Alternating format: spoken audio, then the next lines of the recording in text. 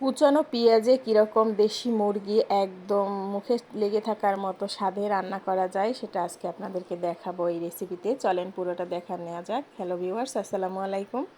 কেমন আছেন সবাই?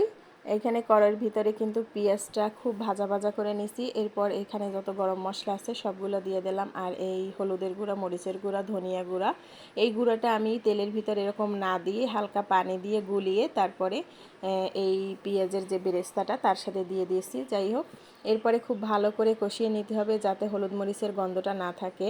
এখন এই পর্যায়ে কিন্তু এখানে সব বাটা মশলা দিয়ে দিতে হইবে। চুলার আঁচ আমি হালকা একটু কমিয়ে নিছি, নয়তো সব মশলা পুড়ে যেতে পারে। যাই হোক, এখন বাটা যে মশলাগুলো আছে এখানে দিয়ে দিলাম হচ্ছে রসুন বাটা, আদা বাটা আর জিরা বাটা। এগুলো দিয়েও এর সাথে খুব ভালো করে কষিয়ে নিতে হবে। সবগুলো উপকরণ একদম যখন কষানো হবে, মশলাটা কষানোর উপর তরকারির স্বাদ বেশি নির্ভর করে।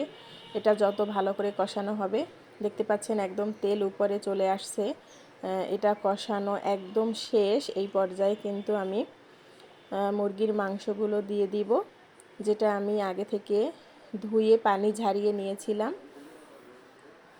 সেই মাংসটা দিব এর ভিতরে। যে দেখেন কতটা আঠালো হয়েছে, মশলা কষানো একদম শেষ। এই পর্যায়ে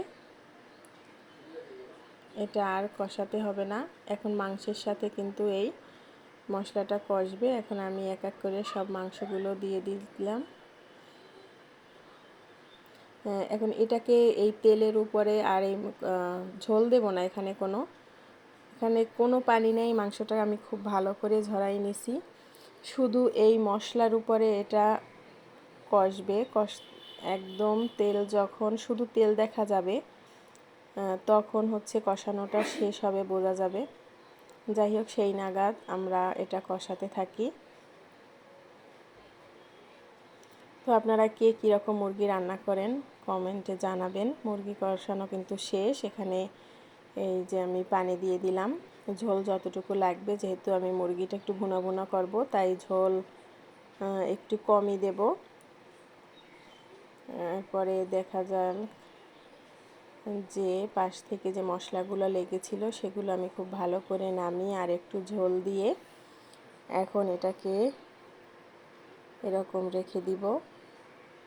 এখন এই পর্যায়ে চুলার আঁচ কিন্তু একটু বাড়িয়ে দিয়েছি, যেহেতু ঝোল দিয়ে দিয়েছি। এই ঝোলটা ফুটে উঠবে সেই নাগাদ। এরপরে সামান্য গরম হওয়ার জন্য কিন্তু ঢাকনা দিয়ে দিয়েছি, যে ঝোলটা তাড়াতাড়ি গরম হওয়ার পরে ঢাকনা তুলে নেওয়ার পরে, নয়তো ঢাকনায় অনেকটা তেল লেগে যায়।